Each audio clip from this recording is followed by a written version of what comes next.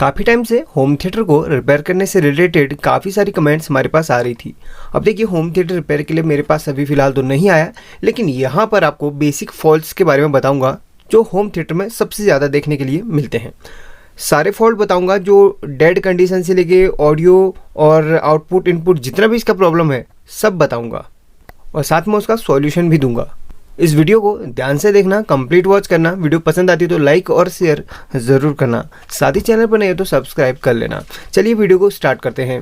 Video में सारे faults आपको अच्छी तरीके से क्लियर करवा दूंगा। फिर भी मेरे पास कुछ टाइम बाद अगर होम थिएटर रिपेयर के लिए आता है तो लाइव डेमो भी आपको दिखा दूंगा, उसमें जो भी प्रॉब्लम आएगी उसका सोल्यूशन भी करके दे दूंगा। अब बात करते हैं यहाँ पर फॉल्ट्स की। पहला फॉल्ट है इसका बिल्कुल डेड कंडीशन। अगर आपका होम थिएटर बिल्कुल डेड कंडीशन में है तो आपने इसमें क्या क्या चीज़ें देखनी है और क्या क्या चेक करना है। अब देखिए, सबसे पहले तो आप जाएंगे अपना जो केबल रहता है जिसमें आप 220 वोल्ट देते हैं और जो ट्रांसफार्मर तक आता है, तो वहाँ तक की केबल को आपने चेक करना है। वो केबल कहीं से बीच में ब्रेक तो नहीं है, जली तो नहीं है, कटी तो नहीं है, ये सब आप चेक करेंगे। उसके बाद जाएंगे ट्रांसफार्मर पे। भाई ट्रांसफार्मर आपका आउटपुट दे रहा है कि नहीं, ये जरूर देख लीजिएगा। काफ़ी सारी कंडीशन में ट्रांसफार्मर के जो फॉल्ट्स होते हैं वो सामने आते हैं। अब ट्रांसफार्मर को चेक कैसे करना है चलिए वो बता देता हूँ। यहाँ पर एक ट्रांसफार्मर मेरे पास है जो कि 12012 का है। ये 2 वायर इसकी इनपुट की हैं, जहाँ से हम 220 वोल्ट इनपुट करते हैं और यहाँ से आपको 12012 मिलता है। बीच का 0 है, ये 12 है और ये 12। अब इसे चेक कैसे करना है कि ये सही है या फिर ख़राब है। देखिए, मल्टीमीटर को आप सिंपल से कंटिन्यूटी की रेंज पे रख लीजिएगा। अब यहाँ पर सबसे पहले इनपुट में क्या रीडिंग आपको मिलनी चाहिए लगभग ये बता देता हूँ। अब यहाँ पर जो इनपुट की 2 वायर हैं, सबसे पहले आप उन पर इस तरीके से दोनों प्रोब्स को टच कर लीजिए। वहाँ पर आपको सबसे ज़्यादा ओम्स दिखाएगा आउटपुट के मुकाबले।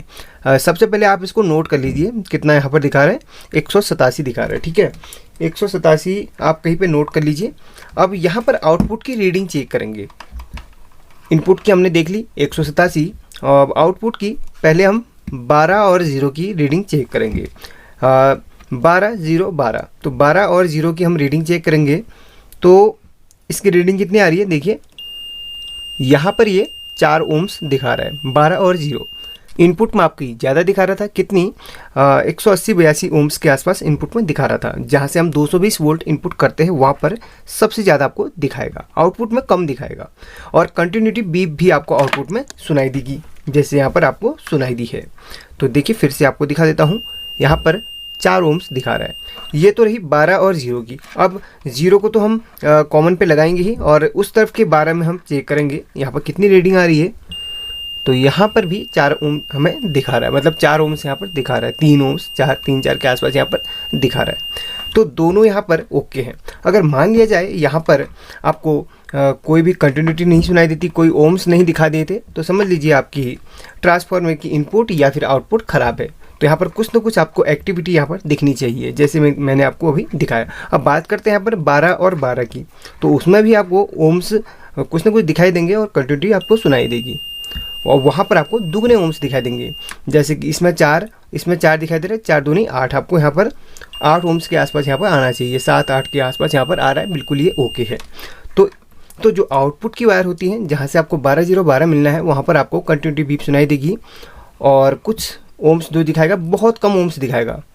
और इनपुट की जो वायर होती हैं वहाँ पर आपको ज़्यादा ओम्स दिखाएगा और कोई भी कंटिन्यूटी नहीं सुनाई देगी। हो सकता है सुनाई दे, लेकिन ओम्स वहाँ पर आपको सबसे ज़्यादा दिखाई दे सकते हैं इस तरीके से। तो ये ट्रांसफार्मर बिल्कुल ओके है, इसलिए यहाँ पर ये चीज़ें यहाँ पर दिख रही हैं। तो ट्रांसफार्मर पर मैंने थोड़ा सा ज़्यादा टाइम ले लिया क्योंकि यहाँ पर आपको समझाना ज़रूरी था। अब बात करते हैं दूसरे फॉल्ट की। ट्रांसफार्मर और वायर वगैरह सब चेक कर लिया आपने, वो तो बिल्कुल ओके हैं, फिर भी पावर ऑन नहीं हो रहा है। अब ये किस वजह से होता है सबसे पहले आपको बता देता हूँ। यहाँ पर आप देख सकते हैं 12-0-12 की यहाँ पर प्रोब दिख रही है। इसके जस्ट पीछे आपको यहाँ पर रेक्टिफायर दिखेगा। 1 2 3 4 डायोड आपको यहाँ पर दिखेंगी। चलिए मैं आपको फोकस करवा के दिखा देता हूँ। 4 डायोड आपको यहाँ पर दिख रही होंगी, तो इनको आप चेक कर लेंगे। डायोड को चेक करना नहीं आता है, चलिए बता देता हूँ। वैसे मैंने इस पर सेपरेट वीडियो बनाई है, आप उन्हें भी देख सकते हैं बिल्कुल डिटेल जानने के लिए। फिर भी आपको बता देता हूँ। कंटिन्यूटी पे यहाँ पर इसको रखेंगे तो डायोड एक तरफ से कुछ वैल्यू शो करेगी और एक तरफ से कुछ भी वैल्यू आपको शो नहीं करेगी। मान लिया जाए किसी कंडीशन में आपकी डायोड शॉर्ट हो जाती, ख़राब हो जाती है, तो वहाँ पर इस तरीके से आपको डायोड में सुनाई देगा। फिलहाल एक डायोड को चेक करता हूँ, बाकी आपको खुद करना होगा। ये देखिए एक तरफ से यहाँ पर आपको वैल्यू दिखाई दे रही है। अब यहाँ पर देखिए यहाँ पर वैल्यू आपको दिखने के बाद थोड़ा डाउन हो सकती है। कैपेसिटर चार्ज हो गया ना, इसकी वजह से भी होता है, क्योंकि इसके पास में कैपेसिटर भी लगे हुए हैं। तो इस तरीके से आपने डायोड को भी चेक करना है, बस कंटिन्यूटी आपको नहीं सुनाई देनी चाहिए। तो यहाँ पर दोनों तरफ से वैल्यू इसलिए दिखा रहा है क्योंकि यहाँ पर कैपेसिटर भी यहाँ पर लगे हुए हैं। अब यहाँ पर एक बार इस डायोड को भी चेक करवा के आपको दिखा देता हूँ। अब यहाँ पर दिखाता हूँ आपको इस डायोड को चेक करके।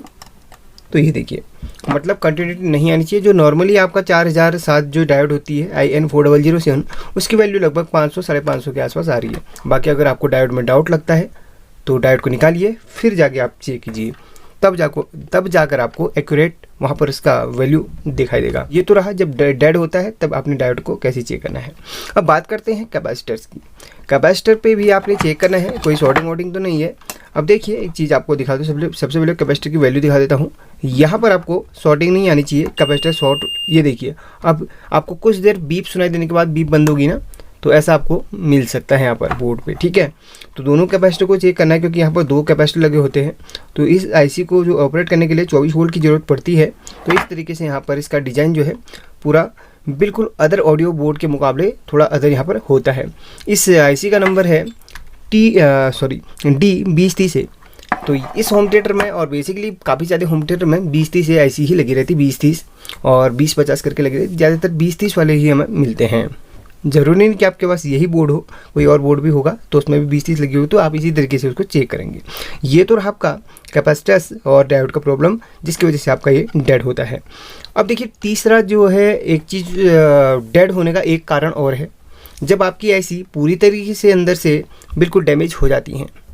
डैमेज से मेरा मतलब है आईसी अंदर से ख़राब हो जाती हैं, कोई भी आउटपुट आपको नहीं मिल रहा है, समझ लीजिए आपकी आईसी यहाँ पर ख़राब है। साथ ही डायोड से आईसी के जो वीसीसी पर जा रही है जो आपकी वायर या फिर जंपर, उनको भी चेक करना है। आपके जंपर टूटे तो नहीं है, या पिघल के वहाँ पर उसकी सोल्डरिंग हट तो नहीं की है, वहाँ पर कोई कार्बन वार्बन तो नहीं लगा, ये सब आपने चेक करना है। ये तो आपको मैंने बेसिकली छोटी मोटी जानकारी दे दी है। अब देखिए कभी कभी क्या होता है, हमने सबसे ज़्यादा देखा होगा, आप जब भी बूफर चलाते हैं, आपने थोड़ा सा वॉल्यूम बढ़ा ली, वो बंद हो गया, या फिर बेस बढ़ा ली, वो बंद हो गया, फिर चालू हो गया, बंद हो रहा है, फिर चालू हो रहा है, फिर बेस बढ़ा के बिल्कुल बंद हो जा रहा है। ये किस कारण से होता है? आपका जो होम थिएटर है, इसके कैपेसिटर्स या तो वीक हो गए हैं, या तो आपको आपके होम थिएटर का जो ट्रांसफार्मर है वो कम एम्पियर का वहाँ पर लग रखा है, या फिर उसमें थोड़ा सा वीकनेस आ चुकी है। इस कंडीशन में आपने करना क्या है, देखिए जब बेस बढ़ाने पर बंद हो रहा है या फिर वॉल्यूम बढ़ाने पर बंद हो रहा है, लोड नहीं उठा पा रहा है, तो इस कंडीशन में आपने 2 काम करने हैं। पहला काम क्या रहता है, आप इस बोर्ड पे जो आप डायोड लगा रहे हैं, वो आपको यही मैं सजेशन दूंगा, जो पहले आपकी डायोड लगी हैं उससे थोड़ा बढ़ा के लगे। जैसे आपकी 4007 की डायोड लगी होंगी तो आप 5399 या फिर 5408 वाली डायोड वहाँ पर लगा लीजिए। थोड़ा सा वो 1.5 या 2 एम्पियर की डायोड रहती है, उनको आप लगा लेंगे। ये तो रहा आपका, अगर लोड नहीं रहा तो ये आपने करना है। दूसरा है कैपेसिटर्स को चेंज कर लेना है।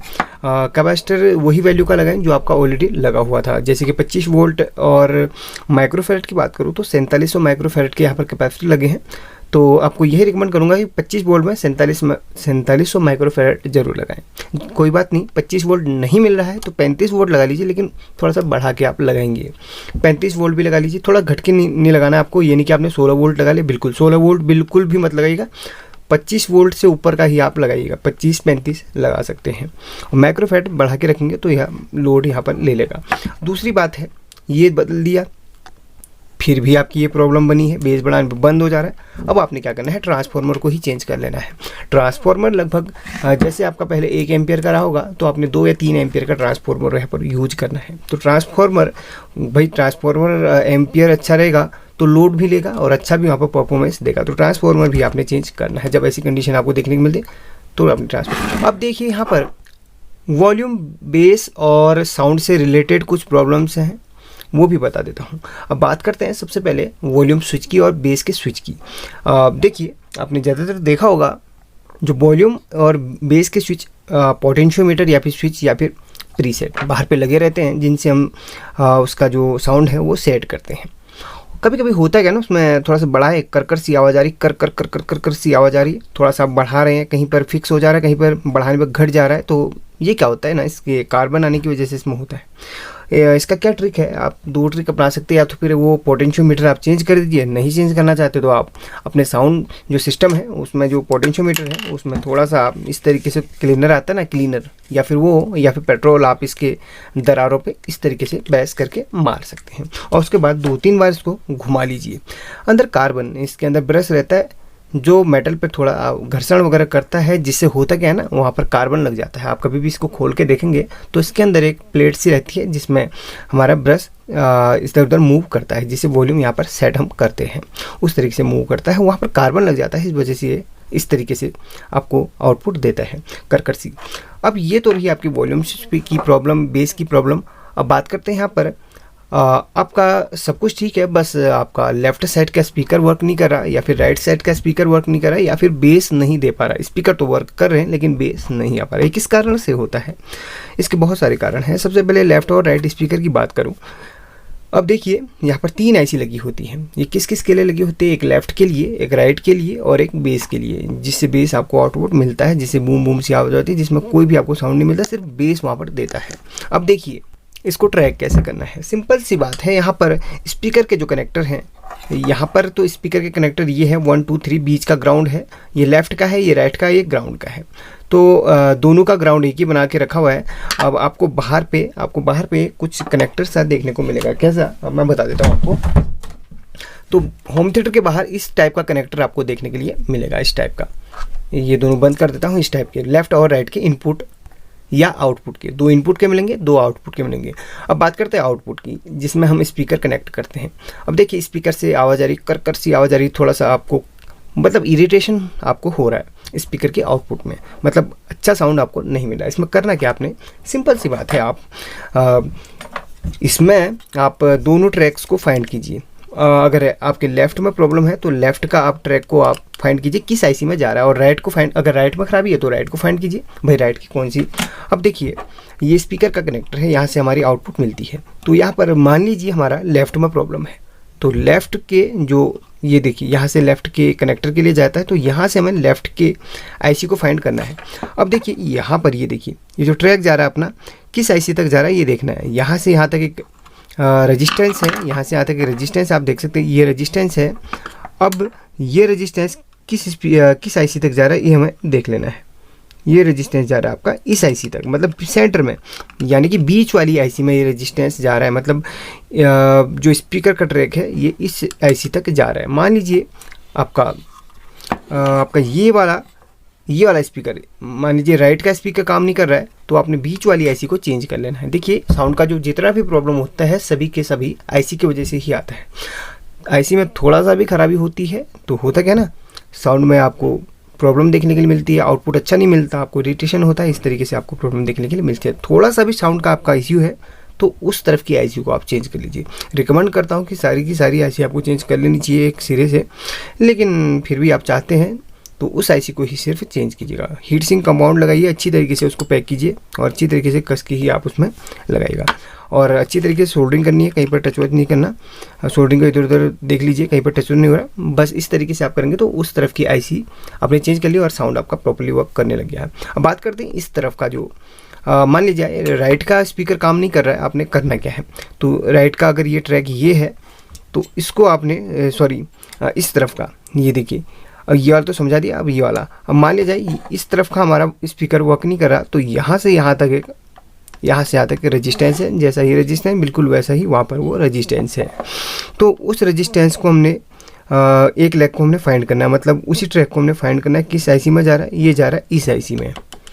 अब इस आईसी की कौन सी लेग में जाता है ये भी बता देता हूँ आपको। इस आईसी की जाता है वो देखिए यहाँ से गिनना स्टार्ट करेंगे 1 2 3 4 5 1 2 3 4 एंड 5 लेग की ये आईसी है। तो 4th नंबर, आईसी के 4th नंबर में हमारा स्पीकर का आउटपुट होता है।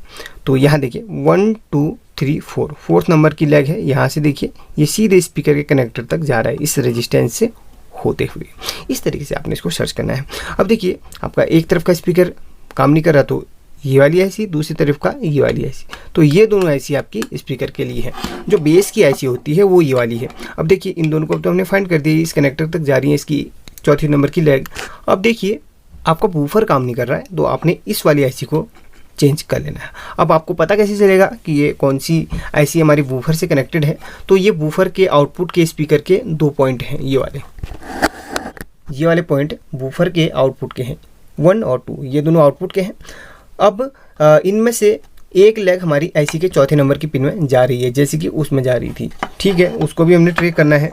अब ये देखिए इस आईसी के चौथे लेग को हमने ट्रैक करना है। ये देखिए ये कहाँ जा रहा है? बूफर के इन दोनों पॉइंट्स पे जा रहा है। तो बूफर के इस पॉइंट को आपने ट्रैक करना है, तो कहाँ जाएगा? आईसी के चौथे नंबर की पिन पे जाएगा। तो ये देखिए आपको एक बार फिर से मैं दिखा देता हूँ। यहाँ पर बूफर का ये है, एक तो ग्राउंड से कनेक्टेड रहता है, दूसरा यहाँ पर आप देख सकते हैं ये आईसी के चौथे नंबर की पिन पे जा रहा है। मान लिया जाए आपको आईसी पे कोई भी फॉल्ट नज़र नहीं आ रहा, मतलब तो इस आईसी को चेंज करने के बाद आपको कोई भी इश्यू अभी भी आ रहा है बेस से रिलेटेड, तो आपने ये 4558 आईसी को चेंज कर लेना है। यहाँ पर 4558 जिसका पूरा नाम होता है F4558 GRC 4558, इस तरीके से उसमें लिखा हो सकता है। बाकी कंपनी अच्छी कंपनी की आप लेना चाहते हो तो ट्रायंगल बना रहना चाहिए। ट्रायंगल बहुत अच्छी कंपनी यहाँ पर है। किसी भी आईसी में आपको ट्रायंगल मिलता है तो समझ लीजिए वहाँ बेस्ट वो आईसी है। ऐसा आपसे इसलिए कह रहा हूँ क्योंकि सबसे बेस्ट आईसी हम इसको इसलिए मानते हैं क्योंकि काफ़ी टाइम से हम इसको यूज़ कर रहे हैं, कभी भी इसमें कोई भी ऐसा इश्यू हमें नहीं मिला है। बाकी जो इस पर मैंने पहचान बताई, दूसरे चैनल पर एक वीडियो बनाई है और ओरिजिनल और डुप्लीकेट का कैसे पता करें, तो उसको भी आप ज़रूर देखिएगा। और 1-2 वीडियो इस चैनल पर भी आपको मिल जाएंगे, हो सकता है एंड स्क्रीन पर आपको वो दे दूँ मैं। और एक और इश्यू है, स्पीकर का आपका आउटपुट आपको नहीं मिल रहा है। आईसी वगैरह चेंज करने से पहले आपने एक चीज़ देखनी है, ये आप जो कनेक्टर देख रहे हैं स्पीकर आउटपुट के लिए, ये तो सिर्फ अलग चीज़ है। आपको एक कनेक्टर के एग्जांपल देने के लिए मैंने इसको यहाँ पर लिया हुआ है, क्योंकि वहाँ पर मेरे पास होम थिएटर तो है नहीं, इसलिए यहाँ पर इन दोनों का एग्जांपल मैंने लिया हुआ है। तो यहाँ पर जब भी आप चेक करते हैं तो यहाँ पर जो अंदर की पिन होती है इसमें थोड़ा सा कार्बन वगैरह आ जाता है। इस कनेक्टर के ख़राब होने की वजह से भी आपको स्पीकर का आउटपुट का इशू मिल सकता है, करकराहट से मिल सकती है, या फिर आपको बिल्कुल भी आउटपुट कुछ भी नहीं मिल सकता है। इसलिए आप इन कनेक्टर्स को पहले चेक ज़रूर कीजिएगा। अब बात करते हैं इनपुट की। इनपुट भी आप वैसे ही ठीक कर सकते हैं। अब देखिए इनपुट की जो आपकी पिन होंगी उन पे क्या होगा ना, या तो फिर इनपुट की पिन ख़राब होंगी, मतलब इसके कनेक्टर ख़राब होंगे, उसको भी चेक कर लीजिए। अगर वो ख़राब नहीं है तो आईसी ख़राब है, आईसी को आपने चेंज कर लेना है। ये सब इश्यू आपकी आईसी की वजह से आता है। लगभग 90% जो इसमें फॉल्ट आता है आपका साउंड से रिलेटेड या फिर आपका आउटपुट से रिलेटेड, वो आईसी से ही सॉल्व हो जाता है। मतलब आईसी से ही ज़्यादा वो प्रॉब्लम आता है और आईसी को रिप्लेस करने से ही आपका प्रॉब्लम का सोल्यूशन हो जाता है। और काफ़ी बार मुझे कमेंट्स देखने के लिए मिलती हैं कि सर हमारा होम थिएटर का किट काफ़ी ओवरहीट हो रहा है। देखिए हीट तो होता ही है, एक सिंपल हीट होता है क्योंकि वहाँ पर हीट सिंक भी ज़्यादा लगा के रखी हुई है, क्योंकि ये आईसी सबसे ज़्यादा हीट करती है, बहुत ज़्यादा हीट अदर ऑडियो आईसी के मुकाबले। 4440 हो, 6283 हो या फिर कोई 7386 हो, उसके मुकाबले ये आईसी सबसे ज़्यादा यहाँ पर हीट करती हैं। भाई ये ज़्यादा वोल्टेज से ऑपरेट होती है, 12 वोल्ट की यहाँ पर 12012 से लग रही है भाई, डबल यहाँ पर इसमें आपका वोल्टेज जा रही है, तो ये भाई ज़्यादा हीट करेंगी। और बात करते हैं 3 आईसी एक साथ अटैच हैं और यहाँ पर आपका जो ये आप देख रहे हैं हीट सिंक बहुत ज़्यादा यहाँ पर हीट होता है। लगता है आपको ओवर हीट हो रहा है, तो इस कंडीशन में आपने आईसी चेंज कर लेनी है। अब आपको प्रॉपर तो पता नहीं चल पाएगा कि भाई कौन सी आईसी सबसे ज़्यादा हीट करेगी, क्योंकि अटैच तो एक ही हीट सिंक से है। तो ऐसी कंडीशन में आप या तो फिर इन आईसीज को निकाल के सारी की सारी चेंज कर लीजिए, आपका ये प्रॉब्लम सॉल्व हो जाएगा। और बाकी जो आप अदर कंपोनेंट्स देख रहे हैं ये सब के सब फिल्ट्रेशन के लिए यहाँ पर यूज करे हैं। ये जो आप कंपोनेंट देख रहे हैं इनमें खराबी लगभग आपको नहीं के बराबर देखने के लिए मिलेगी। 0% यहाँ पर आपको इनमें खराबी देखने के लिए मिलेगी। 0 तो नहीं कहूँगा, लगभग 10% आपको इनमें खराबी देखने के लिए मिलेगी कभी कभार। या फिर कैपेसिटर थोड़ा वीक हो जाएंगे तो आपको फिल्ट्रेशन प्रॉपर नहीं मिल पाएगा, हमिंग ज़्यादा आपको देखने के लिए मिल सकती है। इस कंडीशन में आपने कुछ PF वगैरह चेंज करने होंगे। तो ये जब प्रॉब्लम आपकी आती है तब आपने उसके अगल बगल जो आउटपुट के अगल बगल जो PF हैं जो आपको मिल रहे हैं वो आपने चेंज कर। फिलहाल ये प्रॉब्लम छोड़ लीजिए। अगर आपको ये प्रॉब्लम फिर भी हमिंग वगैरह की ज़्यादा देखने के लिए मिलती है तो कमेंट करके ज़रूर बताइएगा। हमिंग की प्रॉब्लम के लिए एक अच्छा सॉल्यूशन बता देता हूँ। देखिए आप ग्राउंड की, इसमें जो ग्राउंड की वायर है वो उठाएंगे और वॉल्यूम स्विच के अब इधर पे दे देंगे। देखिए आप यहाँ पर दे देंगे, ग्राउंड की वायर को उठा के यहाँ पे दे देंगे, या फिर यहाँ पर भी ग्राउंड आ जाता है, यहाँ से मत दीजिएगा आप। इस मॉड्यूल के यहाँ पर जो ग्राउंड मिल रहा है, यहाँ से एक वायर उठाएंगे और यहाँ पर दे देंगे इसके बॉडी पे, वॉल्यूम स्विच की बॉडी पर। अगर जो भी वॉल्यूम स्विच अगर आपका लगा उसकी बॉडी पे दीजिए, हमिंग थोड़ा सा कम आपकी हो जाएगी। प्रॉपरली ग्राउंड रहेगा तो आपका हमिंग आपका बहुत कम देखने को मिलेगी। ज़्यादा आ रही हमिंग तो कमेंट करके ज़रूर बताना, इस पर एक सेपरेट वीडियो विद प्रैक्टिकल आपको बताऊँगा। फिलहाल इस वीडियो में आपको काफ़ी कुछ सीखने के लिए मिला हुआ। और वीडियो को एंड करने से पहले एक और कमेंट के बारे में बात करूं। काफ़ी सारे लोग बोलते कि भाई बेस के स्पीकर से या फिर होम थिएटर के अंदर से खन सी आवाज़ आपको सुनने के लिए मिलती है, करकराहट सी, ऐसा लगता है कि अंदर कुछ है। देखो ऐसा कब होता है, बेस का स्पीकर आपका फट जाता है, उसमें पर्दा कट जाता है, या फिर अंदर कुछ ऐसा कंपोनेंट टूट के गिर जाता है तो अंदर ऐसा लगता है कि टूट। तो इसलिए इस कंडीशन में आपने पूरा अच्छी तरीके से आप होम थिएटर को खोलिए, उसके अंदर कुछ भी आपका कोई भी चीज़ टूटा हो तो वो चीज़ आप निकाल लीजिए। क्योंकि कुछ चीज़ अगर अंदर एक छोटा सा चीज़ भी अंदर फंसा रहता है तो उससे आपको ज़्यादा इरिटेशन हो सकता है, इसलिए आप उसको खोल के सॉल्व कर सकते हैं। फिलहाल यहाँ पर आपको काफ़ी कुछ सीखने के लिए मिला होगा। मिलते हैं अगले वीडियो में, तब तक के लिए टेक केयर। कमेंट्स का वेट करूँगा, कमेंट्स जरूर कीजिएगा।